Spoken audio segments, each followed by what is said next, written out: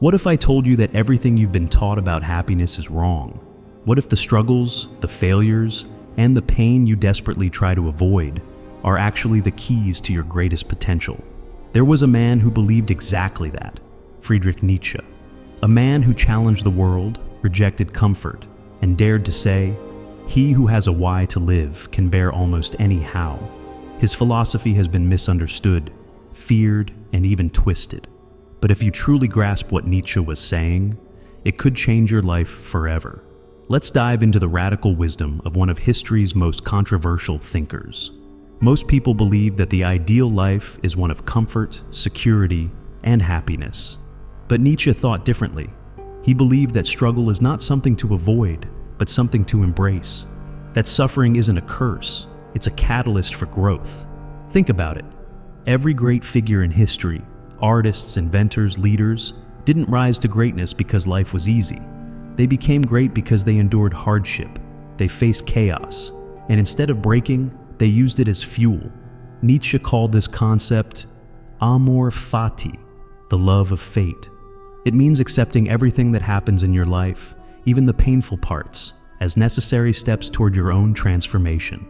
So ask yourself, are you running from your struggles, or are you using them to become stronger? Most people live their lives following the crowd, doing what they're told, and never questioning the system. Nietzsche warned against this. He called it the herd mentality, a state where people surrender their individuality, blindly follow societal rules, and never truly think for themselves. He believed that real power, real freedom, comes from breaking away from the herd and forging your own path. But breaking free isn't easy. It requires courage. It means being willing to stand alone, to think differently, to challenge beliefs that no longer serve you. The question is, are you willing to do that?